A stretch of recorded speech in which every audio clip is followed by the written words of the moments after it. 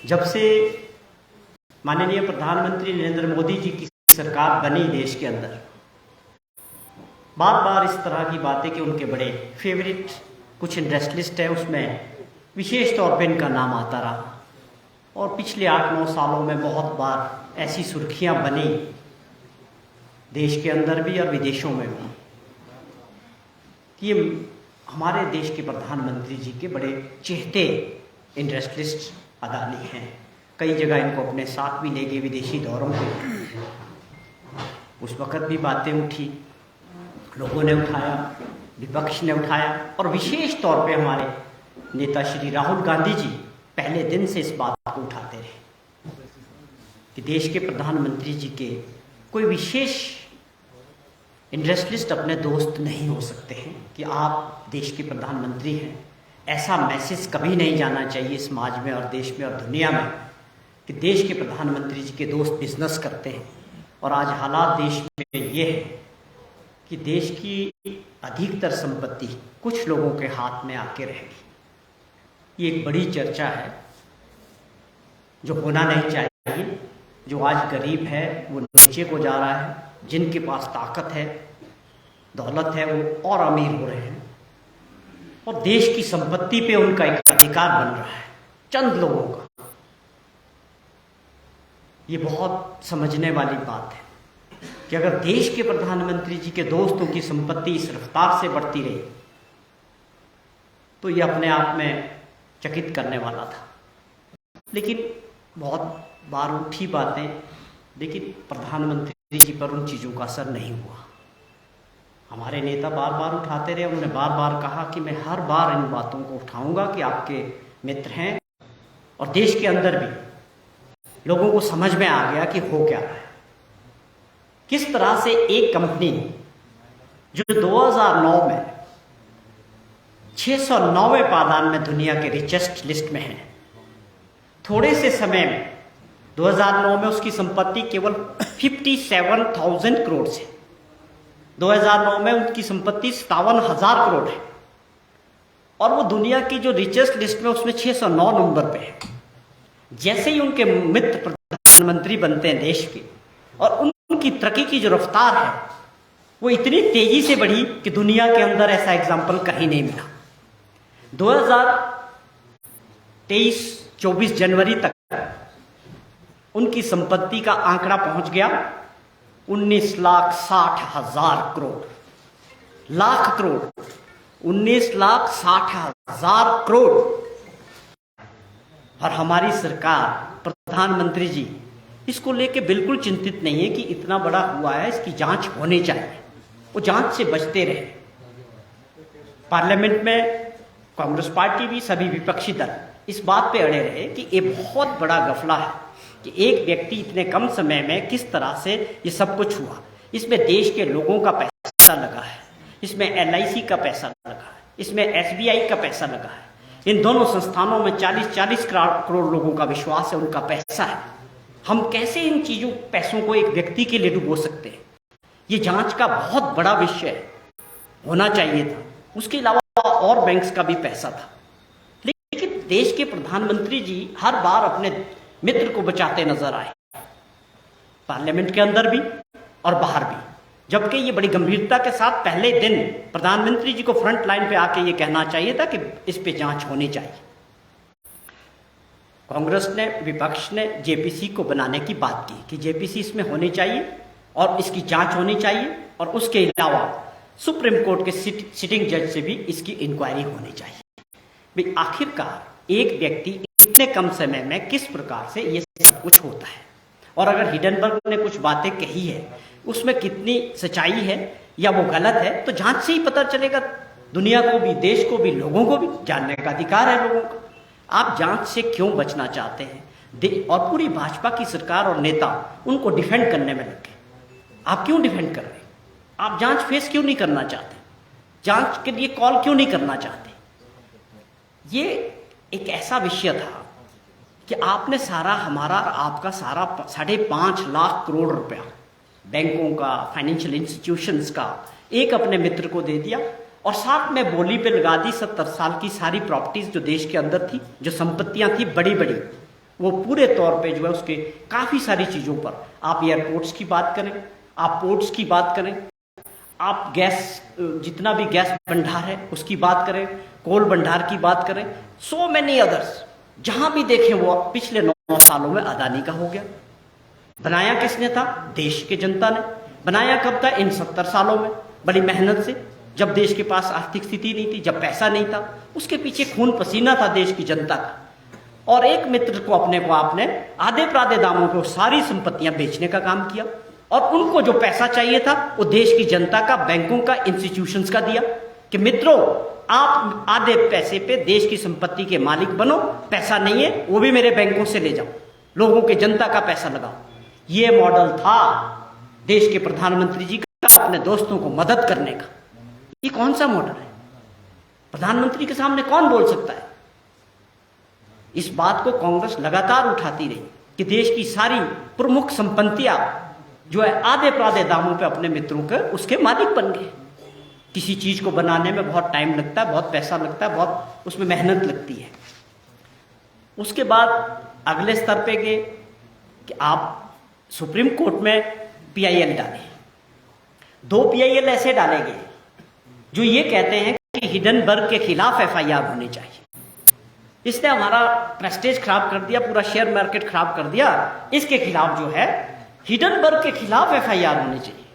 लेकिन एक ऐसा भी पीआईएल हुआ जो सुप्रीम कोर्ट ने टेकअप किया, जिसमें साफ तौर पे कहा गया कि ये क्यों हो रहा है। जब ये सब कुछ हुआ, शेयर मार्केट के लिए क्या सेबी का क्या रोल रहा? सेबी ने इन दिनों क्या किया? देश के अंदर, दुनिया के अंदर इतना बड़ा घपला हुआ, सेबी बताने में कामयाब नहीं रही आज तक कि हमने क्या किया, कौन सी इंक्वायरी की, क्या निकला, क्या सही है, क्या गलत है। ईडी ने क्या किया, इनकम टैक्स ने क्या किया, एजेंसीज जो देश की थी वो क्यों शांत बैठी? इतना बड़ा घपला हो गया, आप काम क्यों नहीं कर रहे?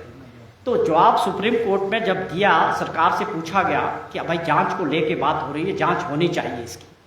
सरकार ने कहा कि हम एक बंद लिफाफे में आपको नाम देते हैं। मोदी जी की सरकार की बात कर रहा हूं मैं कि जी बंद लिफाफे में हम आपको नाम देते हैं, क्योंकि अगर हम इसको ओपन करेंगे तो शेयर मार्केट पे इसका बुरा असर पड़ेगा। आप लॉजिक देखिए। सुप्रीम कोर्ट ने कहा ये नहीं चलेगा क्योंकि इससे मंशा बिल्कुल साफ नहीं है। आपके बंद लिफाफे वाली जो थ्योरी है उसमें पारदर्शिता नहीं है। आप ऐसा करके ये दर्शाना चाहते हैं कि ये पूरी जांच सरकार के लोगों द्वारा की जा रही है। उसको सुप्रीम कोर्ट ने नहीं माना। वो सुप्रीम कोर्ट में चल रहा है। हमें उम्मीद है कि वो सही दिशा में जाए, आगे बढ़ेगा और बढ़ना भी चाहिए, तो डे बाय डे परिस्थितियां और बदतर होती जा रही है। जिस प्रकार कल शेयर मार्केट द्वारा से गिरा है, अगर एलआईसी का अगर 80,000 करोड़ रुपए, 83,000 करोड़ रुपए का वैल्यू था 24 तारीख को, आज वो केवल 39,000 करोड़ या 35,000 करोड़ रुपया रह गया, तो ये देश का पैसा, लोगों का पैसा डूबा है। एक उम्मीद के साथ उन्होंने पैसा बना था, बढ़ा था, बुरी तरह से गिर गया। बड़े गंभीर इसमें और बहुत मसले हैं। अगर इसकी पूरी जानकारी की जाएगी, पूरी जांच होगी निष्पक्ष, तो बहुत सारी अनियमितताएं इसमें मिलेगी। कारण है, हो ही नहीं सकता वैल्यूएशन गलत तरीके से कराई गई कि लोग पैसा लगाए, वैल्यूएशन हजारों गुना ज्यादा दिखाएगी। अगर किसी चीज की कीमत 100 रुपए है तो उसकी 10,000 कीमत दिखा के शेयर मार्केट में यही सब कुछ चलता है कि जिससे लोगों का पैसा लगे, उस वैल्यू पे लगे। अब जब वो गिरा तो गिरना ही था, फेक था एक पूरा खड़ा किया हुआ। उसके अलावा और बड़े गंभीर आरोप लगे। कुछ ऐसे देश है जो विनोद अदानी, इनके भाई हैं जो बाहर काम करते हैं, शेल कंपनीज को लेके बड़े खुलासे होने वाले हैं इसमें कि बहुत सारे ऐसे टैक्स हेवन देश हैं जहां से इसमें इन्वेस्टमेंट आया है। बहुत सारा इन्वेस्टमेंट जो है इनकी कंपनीज में बाहर से आया है। वो कैसा है इन्वेस्टमेंट, वो किसका है? उसमें मॉरिशस से आया, कैरेबियन कंट्री से आया। ये सारे देश टैक्स हेवन है। क्या वो हवाला का पैसा है, मनी लॉन्ड्रिंग का पैसा है, या ब्लैक मनी है? जो वो लाखों करोड़ जो है अदानी की कंपनी में बाहर से आया है, वो जांच का बहुत बड़ा विषय है कि वो पैसा किसका है, किस स्तर का पैसा है। ये सारी बातें जांच का विषय थी, सेबी का काम था, गवर्नमेंट का काम था।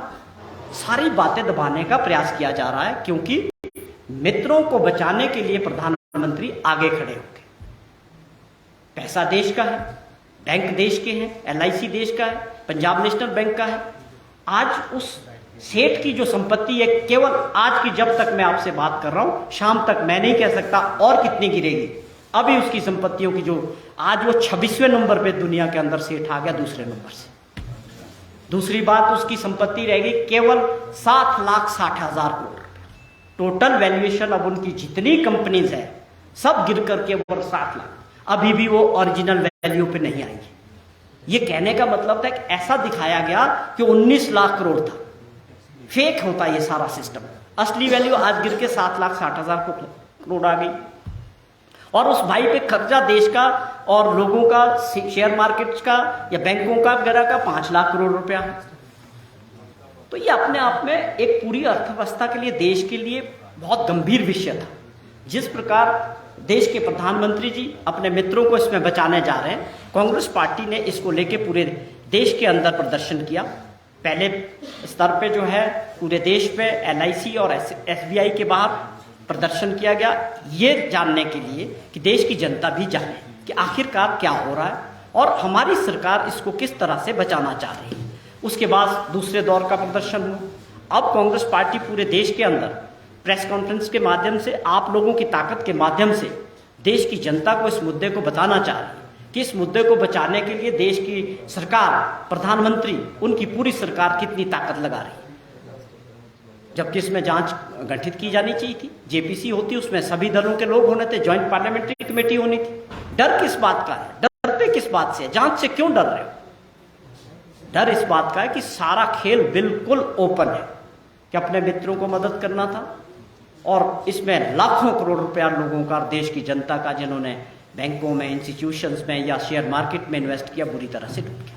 या बाहर से जो पैसा आया शेल कंपनीज का, उसका किस तरह का पैसा ये लगा, उसकी जांच होनी बहुत जरूरी थी। तो ये बात कांग्रेस पार्टी बार बार उठाती रही। आगे भी इस मुद्दे को लेके पार्लियामेंट के अंदर भी और बाहर भी और देश के हर कोने में हम इस बात को लेके जाएंगे, लोगों के बीच जाएंगे, इस उम्मीद के साथ कि आप लोग भी इस काम को लोगों के बीच आपके माध्यम से भी जाए कि किस तरह से ये बहुत बड़ा फ्रॉड जो है हिडनबर्ग ने अदानी के खिलाफ, इससे हमारे देश की शेयर मार्केट की हर तरह हमारा प्रेस्टीज जो था देश का, वो दांव पे लगा है। दुनिया के अंदर विश्वास खोया है। सेबी ने अभी तक कुछ नहीं किया। जो इंटरनेशनल इनकी जो रेटिंग थी वो घटाई गई। लोग इनके शेयर्स खरीदने को, पैसा लगाने को अब तैयार नहीं है। हम आज फिर से यही मांग करते हैं कि इसमें सरकार को आगे आना चाहिए, प्रधानमंत्री जी को इसमें एक निष्पक्ष जांच बड़े स्तर पे JPC भी, और एक और जांच जो है हमें सुप्रीम कोर्ट से भी ये उम्मीद है कि इसको एक जांच बैठाएंगे और ये जो इतना बड़ा गफला हुआ है देश के अंदर, ये सबके सामने उजागर होगा। धन्यवाद।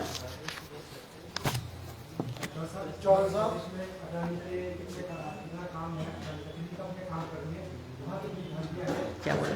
अदानी कितनी कंपनियां काम कर रही है अदानी? सवाल ये है कि अदानी के जितने भी ग्रुप्स थे, हालात ये थे कि जिनकी वैल्यू 2 लाख कुछ करोड़ की थी, आज सारे नीचे गिर चुके हैं। एक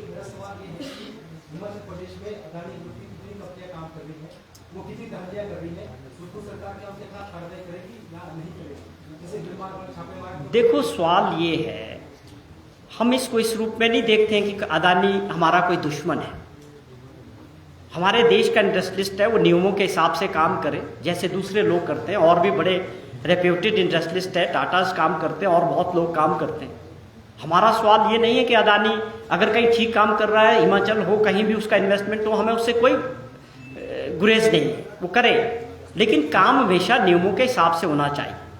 अगर वो हिमाचल में सीमेंट फैक्ट्रीज का जो विवाद था उसने खरीदा है, वो विवाद सुलझ गया और कुछ काम करना चाह रहे हैं, हमारा कांग्रेस पार्टी का कोई अदानी से विरोध थोड़ी भी है। हर व्यक्ति को अपने नियम के हिसाब से, देश के और राज्यों के जो नियम है उस हिसाब से बिजनेस करना, अपने आप को आगे बढ़ाए। हमें उसके पैसे कमाने से भी कोई दिक्कत नहीं, लेकिन हमें दिक्कत इस बात से है कि आप एक फेवरेट होके आप धज्जियां उड़ा रहे नियमों की, और वो सामने उजागर हो गया। आप उसके लिए हमारे देश की सरकार जो है जांच करने को भी तैयार नहीं। तो हमारा कोई पर्सनल एजेंडा अदानी के खिलाफ नहीं था। चौहान साहब, हिमाचल में भी कांग्रेस को प्रदर्शन करेगी जैसा दिल्ली में चल रहा? हिमाचल में जब जो भी हमारे को AICC से प्रोग्राम आए, इसको लेके हमने हर जगह किया। ये भी एक उसका आज पार्ट है कि हर जिला डिस्ट्रिक्ट में भी हर जगह प्रेस कॉन्फ्रेंसेस के माध्यम से भी, मीडिया के माध्यम से भी, पहले दौर में जो SBI के बाहर, LIC के बाहर जो प्रदर्शन हुए हिमाचल प्रदेश में भी हुए। हम इसको एक अपना विपक्षी दल होने के नाते कांग्रेस पार्टी की जिम्मेवारी है कि हम इसको लोगों को, अल्टीमेटली तो लोकतंत्र में लोगों ने फैसला करना है, लोगों तक सही बात पहुंचाने का काम कांग्रेस पार्टी कर रही है। जो सरकार किसी चीज को दबाना चाह रही है, हमारे नेता और लोग चाहते हैं कि ये लोग जनता तक जाए, जनता इसके बारे में अपनी राय बनाए, उसको समझे कि हो क्या रहा है। आम व्यक्ति को इतनी सारी बातें जानना बहुत मुश्किल है। जब आप लोगों की कलम चलती है, आप लोगों का कैमरा चलता, तब लोगों तक जानकारी पहुंचती है और बहुत इंपॉर्टेंट है। ये काम हम भी कर रहे हैं विपक्ष के नाते।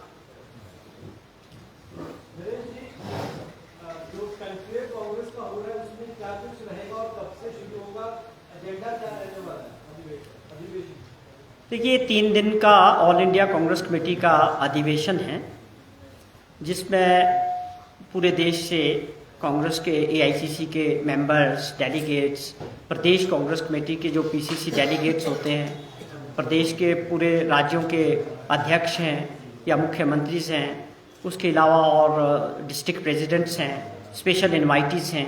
एक बहुत बड़ा, आप ये कहें कि किसी भी ऑर्गेनाइजेशन का कांग्रेस का एक बहुत बड़ा अधिवेशन होता है, जिसपे कांग्रेस पार्टी आने वाले समय के लिए अपनी सारी नीतियाँ, पॉलिसीज, प्रोग्राम्स को डिस्कस करते हैं कि आने वाले समय में किन राज्यों में राजनीतिक दृष्टि से जो इलेक्शंस होंगे उसमें क्या स्ट्रेटजीज रहेगी, या आने वाला लोकसभा का चुनाव है 2024 का, उसको लेके चर्चा होगी और कुछ कमेटियां बनेगी। CWC का इलेक्शन होगा, उसका फॉर्मेशन होगा, जो हमारी सबसे बड़ी कमेटी है कांग्रेस पार्टी की, कांग्रेस वर्किंग कमेटी के लिए लोग चुने जाएंगे, तो वो फैसले करने वाली कमेटियां बनती है और बहुत सारी कमेटियां बनेगी, बहुत सारे कार्यक्रम होते हैं देश के अंदर पार्टी के। इन सबों को लेके एक बहुत बड़ा अधिवेशन होता है जिसमें चर्चाएं होती है और अपनी पूरी प्लानिंग अगले कुछ वर्षों की जो है कांग्रेस पार्टी इस अधिवेशन के जरिए तैयार करती है। Thank you.